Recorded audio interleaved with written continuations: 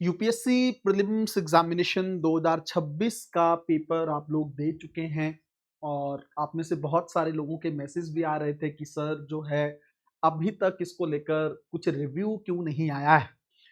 इसके कई सारे कारण हैं। एक कारण ये है कि मैं आउट ऑफ स्टेशन था और दूसरी चीज़ ये थी कि कल ही एग्ज़ाम हुआ था, तो मैं चाहता नहीं था कि रात में बाकी कोचिंग्स की तरह ही आप लोगों को परेशान करूँ या आप लोगों को वो सारी बातें बोलूँ जिसके चलते आप और ज़्यादा डिस्टर्ब हो जाओ, है ना?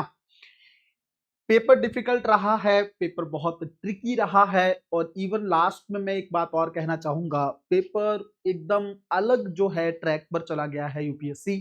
हालाँकि पिछले साल भी ऐसी कहानी देखने को मिली थी कुछ हद तक, लेकिन ऐसा था कि हाँ, इतना ज़्यादा परेशान होने वाली बात नहीं थी। लेकिन इस बार यूपीएससी ने बहुत सारी चीज़ें जो हैं बदल के रख दी हैं। थोड़ा अच्छे से डिटेल से हम लोग बात करने वाले हैं। मैं आप लोगों को कोई भी बात ऐसी नहीं बोलूँगा जिसका वास्तविकता से साथ कोई संबंध ना हो। हम लोग बात करेंगे आप लोगों के लिए एक चीज़ पॉज़िटिव भी है, वो क्या है? क्योंकि हर तरफ नेगेटिविटी का ज़ोन है, हर तरफ नकारात्मकता है, उसके अंदर आप लोग किस चीज़ को लेकर थोड़ा सैटिस्फाइड हो सकते हैं, उन सारी चीज़ों को लेकर हम लोग बहुत अच्छे से बात करने वाले हैं। सबसे पहली चीज तो मैं आप लोगों को ये आप लोग टैगलाइन देख रहे होंगे, क्या यूपीएससी को भगवान माना जाए या यूपीएससी को शैतान माना जाए, है ना?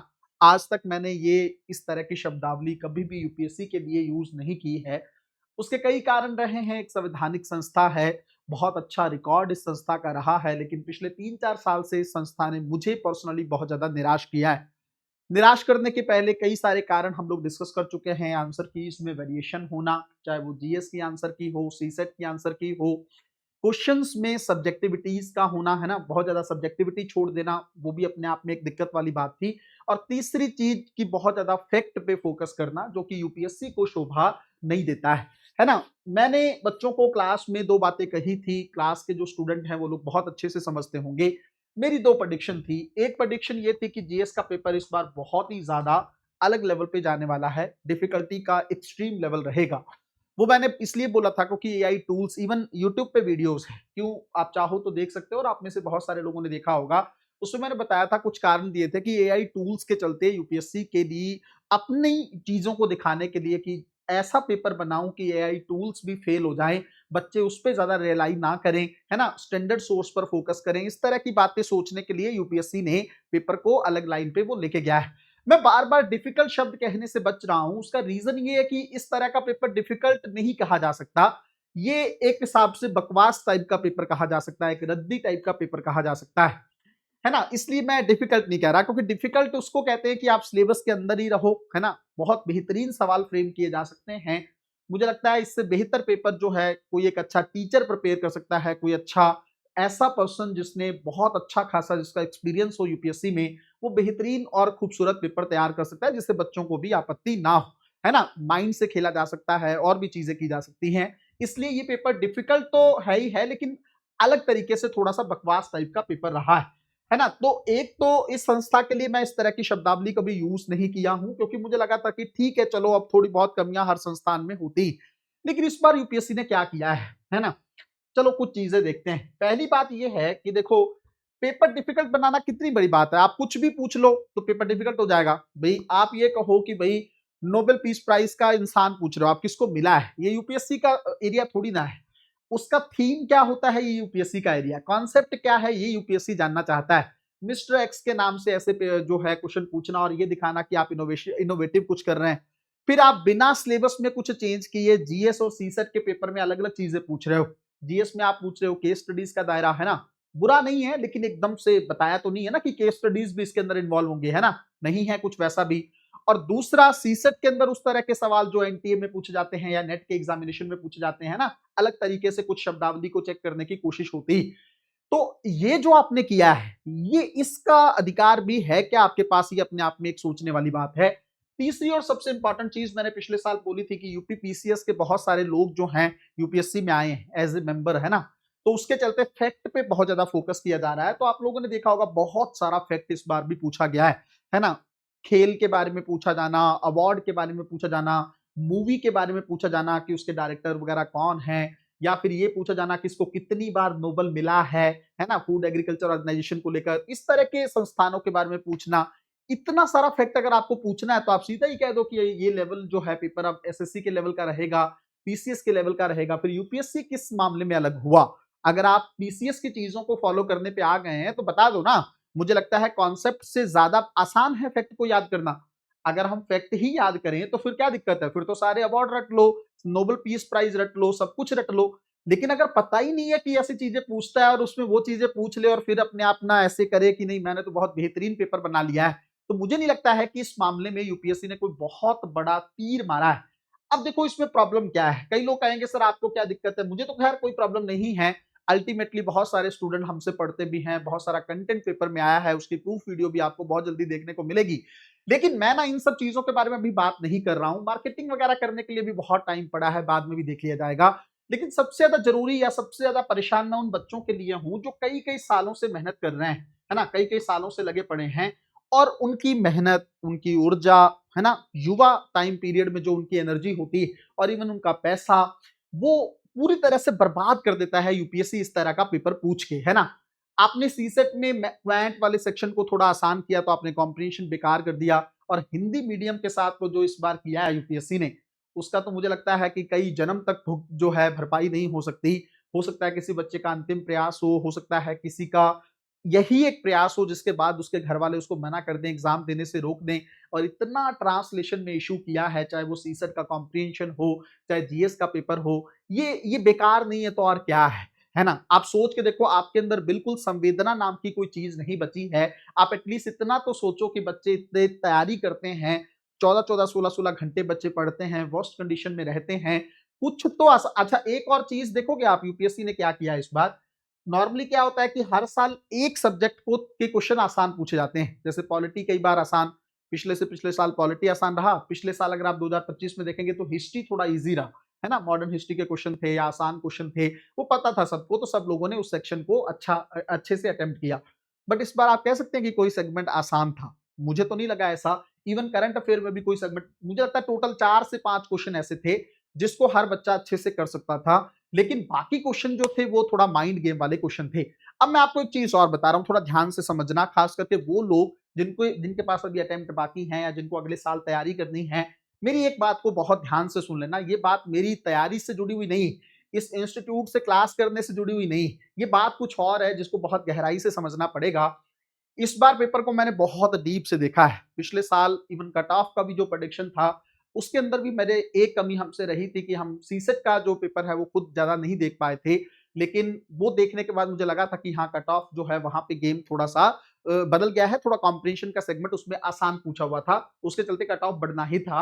लेकिन इस बार दोनों पेपर मैं बार बार कई बार देख चुका हूं कल से, और कट ऑफ का अगर प्रोडिक्शन होगा भी तो इतना एक्यूरेट होगा कि आप लोग जो है कई सालों तक उसको याद रखने की आपकी जो है चीजें रहेंगी। लेकिन खैर उसके बारे में बाद में बात करूंगा। लेकिन मैं एक चीज आपको बता रहा हूं, देखो जिन लोगों को अगले साल तैयारी करनी है ना, ये जो पेपर है ना, ये जो पेपर जो कल पेपर पूछा गया है, खास करके अभी मैं जीएस के पेपर की ही बात कर रहा हूं, इस पेपर को डील करने के लिए सिर्फ और सिर्फ एक ही चीज काम आ सकती है, वो है आपका एक्सपीरियंस या आपका अनुभव।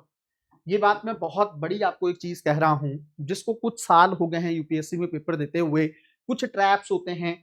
अच्छा, वो ट्रैप ना हर पेपर में बदलते हैं, जैसे मैं ये बात नहीं कह रहा हूं कि कुछ टेक्निक्स हैं, कुछ लोगों ने टेक्निक भी बताई होंगी आप लोगों को यूट्यूब पे, आप लोगों ने उन टेक्निक्स को फॉलो भी किया होगा, शायद वो टेक्निक इंप्लीमेंट भी ना हुई होंगी। यूपीएससी हर साल कुछ बदलाव तो करता है, लेकिन ना यूपीएससी के पेपर का एक पैटर्न है जो अनुभव के साथ ही डील किया जा सकता है। अगर कल के पेपर को आपको डील करना था ना, तो आपके पास एक बहुत बड़ा एक्सपीरियंस होना चाहिए था। आप कहेंगे सर इसका क्या मतलब है, इसको कैसे समझें। इसको समझना ऐसे है कि जैसे मान लो मुझे ऐसा लगता है कि फर्स्ट सेकंड अटेम्प्ट वाले बच्चों के लिए ये पेपर बहुत मुश्किल था, थर्ड अटेम्प्ट के लिए थोड़ा और ठीक हो सकता है, फोर्थ और फिफ्थ अटेम्प्ट वालों के लिए और सही पेपर हो सकता है, और ये उन लोगों के रिजल्ट से आप लोगों को दिख भी जाएगा। तो थोड़ा सा ये जो पेपर है, अब ये नॉलेज का पेपर तो खैर पहले भी नहीं था, लेकिन अब थोड़ा वर्स्ट लेवल पे चला गया है यूपीएससी, बहुत वर्स्ट कंडीशन पे चला गया है, अच्छा नहीं पूछ रहा है और बच्चों का करियर खराब करने की जो है कगार पे यूपीएससी आ गया है, जो कि मुझे बिल्कुल ठीक नहीं लग रहा है। और मैं कोशिश भी करूंगा कि इस बात को ज्यादा से ज्यादा सब कोचिंग्स मिलकर उठाएं, ताकि यूपीएससी पे एक थोड़ा सा प्रेशर इस चीज को लेकर जो है क्रिएट हो, और जो है बच्चों की जिंदगी के साथ खिलवाड़ जो है थोड़ा बंद किया जाए। अब आप लोगों के लिए वो चीज जो हम लोगों ने टैगलाइन में रखा है, फायदेमंद क्यों है, देखो बच्चों थोड़ा ध्यान से समझना। जब पेपर कठिन होता है ना, कठिन होता है, तो वो सबके लिए कठिन होता है। इस चीज़ को थोड़ा ध्यान से समझो। वो सिर्फ़ आपके लिए नहीं है। आपको लगता है कि आपको सवाल नहीं आ रहा, वो किसी को नहीं आ रहा है। ये बात मैं लिख के देने के लिए तैयार हूँ। इवन जो बहुत लंबे-लंबे सालों से कई सालों से पढ़ा रहे हैं, जिनका बहुत लंबा एक्सपीरियंस, वो भी लोग एग्ज़ामिनेशन हॉल में उतने अच्छे से डील नहीं कर पाएँगे। मैं हमेशा एक बात कहता रहा हूँ कि स्टेडियम के बाहर बैठकर, है ना, ऑडियंस की जगह बैठकर कहना बहुत आसान है कि विराट कोहली या रोहित शर्मा ने 6 क्यों नहीं लगाया या इस बॉल को पे आउट क्यों हो गए। लेकिन अंदर जाके पिच के ऊपर खेलना, ये अपने आप में सबसे बड़ी बात है। तब समझ में आता है कि जब 150 किलोमीटर प्रति घंटे की रफ्तार से बॉल आती, तो उसको किस तरीके से डील करना होता है। अच्छों-अच्छों की हालत जो है वहाँ पर खराब हो जाती। फ़ायदा ये है, पेपर अगर कठिन है तो सबके लिए कठिन है और सबसे अच्छी बात ये मुझे लगता है कि जब पेपर कठिन होता है ना, तो जेन्युइन लोगों के सिलेक्शन की संभावना सबसे ज़्यादा होती है। क्योंकि उनका एक्सपीरियंस बहुत होता है, उन्होंने बहुत मेहनत की होती है, उसके चलते वो उतने मार्क्स ले लेते हैं जिसके चलते उनका पेपर क्वालीफाई हो जाता है। आपके मन में बहुत बड़ा सवाल होगा, सर कट ऑफ क्या रह सकती है? लेकिन उसको लेकर मैं आप लोगों को थोड़ा इंतज़ार इस बार करवाने वाला हूँ। एक तो मैं चाहता हूँ कि सारी कोचिंग्स जो हैं कट ऑफ बता दें, है ना? पहली तो मेरी कोशिश रहेगी कि कट ऑफ ना ही बताई जाए आप लोगों को, है ना? आप लोग पिछले साल भी थोड़ा-सा एक होप में रहे और उसके चलते शायद आप लोगों को लॉस हुआ। इसलिए बहुत सारे बच्चे जो हैं आज भी कमेंट करते रहते हैं कि सर ये हो गया, वो हो गया। हालाँकि वो एक एक्सपीरियंस होता है चीज़ों को लेकर। इस बार पेपर को मैंने बहुत अच्छी से पढ़ा है, बहुत अच्छे से देखा है, एक-एक वर्ड को जो है एनालिसिस किया है और इस बार का प्रेडिक्शन भी इतना एक्यूरेट रखने वाला हूँ कि आप लोग शायद ही उस चीज़ को मैच करिएगा। बहुत जल्द आपको वो चीज़ें देखने को भी मिल जाएँगी।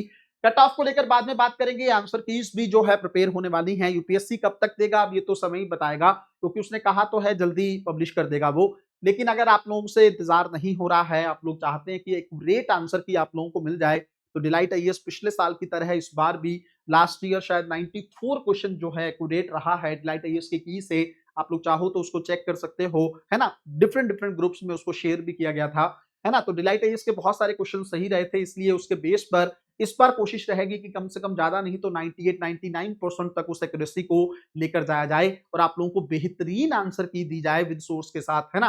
तो उसको भी जल्दी से लेके आने की कोशिश रहेगी। आज शाम तक आप लोगों को आंसर की भी मिल जाएगी। कट ऑफ को लेकर आप लोगों को 1 आध दिन का इंतज़ार करना पड़ेगा और बहुत ही साइंटिफिक तरीके से इस बार कट ऑफ हम आप लोगों को बताने वाले हैं। एक और चीज़ बोलना चाहूँगा, देखो ज़िंदगी में ना पेपर को ज़िंदगी नहीं बनाना है, इस चीज़ को थोड़ा समझ लो। पेपर जो है वो ज़िंदगी का एक हिस्सा है, ज़िंदगी नहीं है। अपने आप को तोड़ नहीं लेना है, खत्म नहीं कर लेना है। मैं मानता हूँ बहुत वर्स्ट कंडीशन है, मैं बहुत अच्छे से फेस कर सकता हूँ क्योंकि मैं भी इन चीज़ों से गुज़रा हूँ, है ना? जब आप बहुत मेहनत करते हो और उसके बावजूद आपको लगता है कि कुछ बकवास टाइप की चीज़ें पूछ ली गई हैं, मुझे समझ में और इतना लेंथी पेपर। आप सोच के देखो 2 घंटे में बच्चों से पेपर पूरा कंप्लीट नहीं हो रहा, वो ओएमआर शीट कब फिल करेंगे? सोच के देखो, ये अपने आप में एक बहुत बड़ा चैलेंज है। बकवास चीज़ें हैं, इतना एक-एक पेज के कई सारे सवाल आप लोगों ने बना रखे हैं, फिर अलग ही उसके अंदर सवाल के अंदर सवाल है, सवाल के पहले एक जो है पैराग्राफ दे रहा है, फिर उसके अंदर कथन दे रहा है, फिर उनकी एक्सप्लेनेशन दे रहा है। इतनी सारी चीज़ों को पढ़ने-पढ़ने एक सवाल को करने में 2-3 मिनट का समय चला जाएगा, बच्चा कैसे डील करेगा? है ना? तो मुझे तो बहुत ही ज़्यादा निराशा हुई है इस बार पेपर देख के। मैं इसलिए नहीं कह रहा क्योंकि बहुत सारे कोचिंग्स नेगेटिव बोल रहे हैं तो मैं भी नेगेटिव बोलूँ, ऐसा नहीं है। मैं कभी भी किसी कोचिंग को देखता नहीं हूँ, सिंपल सी बात।